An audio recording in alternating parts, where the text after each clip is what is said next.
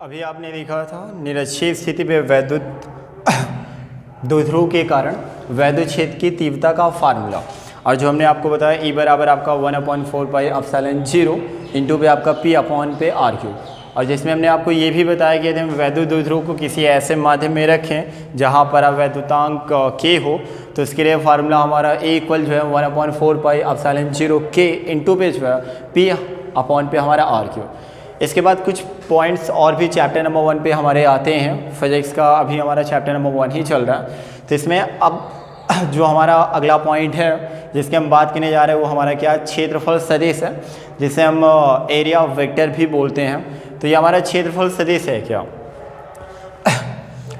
कोई भी हमारा पृष्ठ होता है या कोई भी, जैसे पृष्ठ का मतलब कोई भी हमारा सरफेस दे रखा है, आप ऐसे भी बोल सकते हैं ये भी हमारा क्या एक पृष्ठ दे रखा है। तो किसी भी पृष्ठ के जो क्षेत्रफल को जो है, ये इस पृष्ठ का क्षेत्रफल हमारा A हुआ, तो किसी भी पृष्ठ के क्षेत्रफल को जो है अदिश रूप में प्रस्तुत किया जाता है। मतलब क्षेत्रफल को जो है हम लोग अदिश रूप में ही प्रकट करते हैं या अदिश रूप में ही जानते हैं, जबकि वास्तव में जो है क्षेत्रफल एक सदिश राशि होती है जिसमें परिणाम के साथ साथ जो है दिशा का भी ज्ञान होता है। आपने पढ़ रखा है सदिश राशियों में। तो मतलब कहने का मतलब क्या है कि कोई भी पृष्ठ हमें दे रखा होता है तो इस पृष्ठ का जो क्षेत्रफल है उसे अदिश रूप में जो है प्रकट किया जाता है, जबकि वास्तव में जो है क्षेत्रफल एक सदिश राशि होती है जिसमें परिणाम के साथ साथ जो है दिशा का भी बोध होता है या दिशा का भी ज्ञान होता है। अब यदि हमें कोई पृष्ठ ये दे रखा था, जैसे ये हमारा पृष्ठ यहाँ पास था और जिसका क्षेत्रफल हमने A माना, तो किसी पृष्ठ के क्षेत्रफल में जो है एकांक वेक्टर आप बोल सकते हैं या इकाई सदिश आप कह सकते हैं, और जिसे हम लोग किसे डिफाइन करते हैं आपको पता है एन कैफ का मतलब होता है आपका क्या, इकाई सदिश या एकांक सदिश। तो किसी पृष्ठ के क्षेत्रफल में एकांक वेक्टर से गुणा करने पर जो क्षेत्रफल हमें प्राप्त होता है उसे हम क्षेत्रफल सदिश बोलते हैं। मतलब किसी पृष्ठ के क्षेत्रफल में एकांक वेक्टर से गुणा करने पर क्षेत्रफल सदिश हमें प्राप्त होता है, अर्थात हमारा रहेगा क्या, वेक्टर A। क्षेत्रफल सदिश को हम वेक्टर A से डिफाइन करते हैं या परिभाषित करते हैं या डिनोट करते हैं, आप याद रखिएगा। तो वेक्टर A इक्वल जो है हमें मिलेगा यहाँ पास A और इंटू पे हमारा क्या होगा, एन कैफ, ये हमारा। तो ये क्षेत्रफल सदिश का हमारा फार्मूला हो जाएगा। तो एक बार फिर से सुनिएगा कि कोई भी पृष्ठ होता है हमारा जैसे ये, तो किसी भी पृष्ठ का क्षेत्रफल जो है उसे हम लोग अदिश रूप में प्रकट करते हैं, जबकि वास्तव में जो हमारा क्षेत्रफल है वो क्या है, एक सदिश राशि है जिसमें परिणाम के साथ साथ जो है दिशा का भी बोध होता है। इसलिए किसी पृष्ठ के क्षेत्रफल में एकांक वेक्टर से गुणा करने पर क्षेत्रफल सदिश प्राप्त होता है। क्षेत्रफल सदिश को हम जो है वेक्टर A से डिफाइन करते हैं या वेक्टर A से परिभाषित करते हैं, और इसका मात्रक आपको अच्छे से पता है कि मीटर स्क्वायर होगा या सेंटीमीटर स्क्वायर होगा, जैसा वहाँ पास आएगा। जिस भी यूनिट पे बात होगी उसका MKS पे आ रहा है या CGS पे आ रहा है तो उसके अकॉर्डिंग उसका यूनिट हो जाएगा।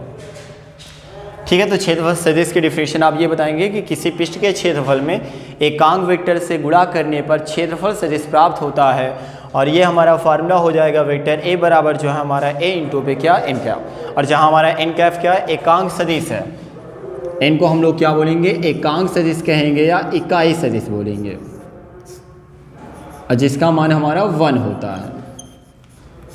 ठीक है, तो इसके बाद जो हमारा अगला पॉइंट आता है घन कोण, जिसे हम सॉलिड एंगल बोलते हैं। तो ये हमारा घन कोण क्या है आपको याद होगा क्लास 11 पे आपने कुछ पढ़ रखा है पूरक राशियाँ, और पूरक राशियों में आपने पढ़ रखा था कोण के बारे में, और आपने देखा उसमें घन कोण के बारे में। मतलब कोण और घन कोण जो है ये आपकी दो पूरक राशियाँ होती हैं, जिसमें घन कोण का मात्रक भी आपको याद होगा स्टेरेडियन होता है, जिसे हम SR से डिफाइन करते हैं। मतलब घन कोण का जो यूनिट होता है, इसका जो मात्रक है वो हमारा क्या होता है, स्टेरेडियन, और इससे हम लोग यहाँ पास इसका जो सिंबल है SR, ऐसे हम इसे निरूपित करते हैं या प्रदर्शित करते हैं। तो गोले का क्षेत्रफल जो है, गोले का पृष्ठ मान लेते हैं ऐसे, ये हमें एक सर्कल दे रखा है,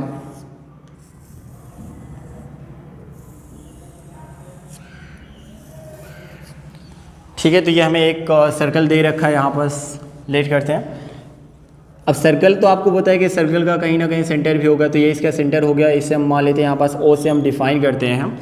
और यहाँ बस हम इसका ये जो चारों तरफ इसके चल रहा है, ये इसकी क्या होती है, परिधि होती है। तो इसके परिधि में कहीं भी हम लोग अल्पांश क्षेत्रफल ले लेते हैं ऐसे, तो ये मान लेते हैं ये इसका क्या अल्पांश क्षेत्रफल है, जिसे हम लोग जो है अल्पांश क्षेत्रफल है, तो इसलिए हम लोग इसे जो है DA से यहाँ पास निरूपित करते हैं। और यहाँ पास ये आपका क्या आ रहा है, इसका सेंटर आ रहा है, तो इसे हम यहाँ पास ज्वाइन कर देते हैं ऐसे, और हमने ये मिला। और यहाँ पास आपको पता है कि सेंटर से जो सरकमफ्रेंस या जो परिधि की डिस्टेंस होती है उसे हम लोग त्रिज्या बोलते हैं, और इसे हम डिफाइन करेंगे किससे, R से। तो ये त्रिज्या हो जाएगी, और यहाँ भी ये आपकी क्या होगी, त्रिज्या होगी। तो यहाँ पास जो एंगल परफॉर्म करेगा, यहाँ पास ये जो एंगल बनेगा उसे हम लोग क्या बोलते हैं, घन कोण, और इसे ओमेगा से डिफाइन किया जाता है। अब क्योंकि यहाँ पास हमने अल्पांश क्षेत्रफल की बात की है, तो इसलिए यहाँ पास जो कोण बनेगा वो भी हमारा क्या होगा, अल्पांश होगा, जिसे हम लोग यहाँ पास निरूपित करेंगे किससे, d ओमेगा से। तो d ओमेगा या फिर ओमेगा जो है वो हमारा क्या होता है, घन कोण का सिंबल होता है। घन कोण को हम लोग ओमेगा से प्रदर्शित करते हैं। ठीक है, तो इतनी बातें आप समझ गए होंगे। तो मतलब क्या है कि गोले का, आप बोल सकते हैं कि किसी गोले का क्षेत्रफल जो है, ये इसका क्या हुआ, क्षेत्रफल हुआ, ये गोले के केंद्र पर जो कोण आंतरित करता है उसी कोण को हम लोग क्या बोलते हैं, घन कोण बोलते हैं, और इसे हम ओमेगा से प्रदर्शित करते हैं। इसका मात्रक स्टेरेडियन होता है। एक बार फिर से ध्यान दीजिएगा कि किसी गोलीय पृष्ठ का क्षेत्रफल, ये इसका क्षेत्रफल हुआ, गोले के केंद्र पर जो कोण आंतरित करता है उसे हम घन कोण बोलते हैं। घन कोण को जो है हम ओमेगा से प्रदर्शित करते हैं। इसका मात्रक स्टेरेडियन होता है। ठीक है, तो आप इतनी बातें जो है आप समझ गए। इसके बाद यदि हम यहाँ पास कोई सर्कल है जिसकी त्रिज्या हमने बताया यहाँ पास R है, और इसके पृष्ठ का जो क्षेत्रफल है वो हमें क्या दे रखा है, DA। कहीं कहीं NCERT की किताबों में जो है DA की जगह पे जो है DS का भी यूज है। तो S का मतलब भी क्या, आपका सरफेस होता है, और सरफेस का मतलब भी आपका पृष्ठ का क्षेत्रफल ही होगा। तो आप DA की बात करें, यहाँ पास DA लिखें और DS लिखें तो बात आपकी सेम होने वाली है। तो देखिए यहाँ पास हम क्या लिखें कि माना स्मॉल r, ऐसे स्मॉल r त्रिज्या का, स्मॉल r त्रिज्या का ये हमारा क्या, एक गोलीय पृष्ठ है, और जिसका पृष्ठ क्षेत्रफल क्या, DA है। तो लिखा हमने कि माना स्मॉल r त्रिज्या का एक गोलीय पृष्ठ है, स्मॉल r त्रिज्या का एक गोलीय पृष्ठ,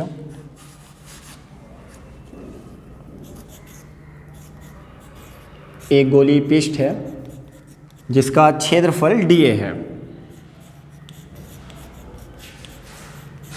जिसका पृष्ठ क्षेत्रफल हम ये भी बोल सकते हैं यहाँ पास ऐसे, जिसका पृष्ठ क्षेत्रफल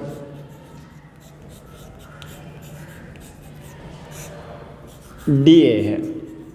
ठीक है, तो मान लेते कि कोई गोलीय पृष्ठ हमें दे रखा था, ये इसकी त्रिज्या R है, और इसका ये पृष्ठ क्षेत्रफल जो है वो हमें क्या दे रखा है, DA दे रखा है। तो अब हमें यहाँ घन कोण का फार्मूला बताना है। तो घन कोण का जो हमारा फार्मूला होता है वो हमारा हो जाएगा यहाँ पास ओमेगा, ओमेगा इक्वल हमें मिलेगा DA, और अपॉन पे हो जाता है यहाँ पास R²। ओमेगा इक्वल जो है DA, और अपॉन पे क्या होगा हमारा R², और ये हो जाएगा हमारा घन कोण का फार्मूला। और इसका यूनिट आपको बताना है, तो आप यूनिट बताएंगे क्या, आपका SR मतलब स्टेरेडियन। ठीक है, तो ये हमने एक फार्मूले की बात कर ली। इसके बाद ये तो हमने यहाँ पास देखा कि गोलीय पृष्ठ की हमारा गोलीय पृष्ठ था, और इसके परिधि का कुछ क्षेत्रफल हमने लेकर देखा यहाँ पास। यदि हम इस गोले के संपूर्ण पृष्ठ की बात करें ऐसे, या आप देख पा रहे इस गोले का संपूर्ण पृष्ठ की यदि हम बात करें, तो गोले के संपूर्ण पृष्ठ द्वारा जो उसके केंद्र पर जो एंगल बनेगा, जो हमारा घन कोण है, तो वो कितने के बराबर होगा, अब हम वो देखते हैं। तो यहाँ पास अब जो है हम लोग लिखेंगे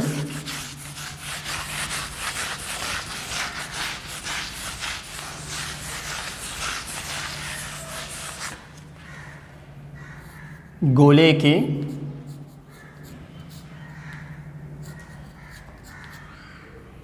संपूर्ण पृष्ठ का क्षेत्रफल,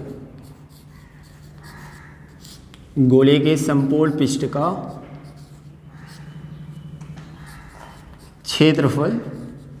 और आपको पता है कि गोले के लिए जो टोटल सरफेस एरिया का जो हमारा फार्मूला हो जाता है वो हमारा इक्वल जो है हमें क्या मिलता है, 4 पाई R²। आपको ये फार्मूला आपने पढ़ा है क्लास 10 पे। जो आपका था सरफेस एंड वॉल्यूम से रिलेटेड चैप्टर। तो गोले के समपूर्ण पृष्ठ का जो क्षेत्रफल हमारा होगा ए इक्वल क्या हो जाएगा 4 पाई आर स्क्वायर हो जाएगा। तो अतः अब हम लिखेंगे कि समपूर्ण पृष्ठ द्वारा गोले के केंद्र पर आंतरिक कोण या आंतरिक घन कोण। तो यहाँ पास लिखेंगे अतः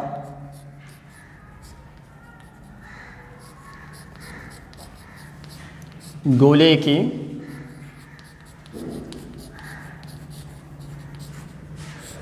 संपूर्ण पृष्ठ द्वारा केंद्र पर आंतरिक घन कोण।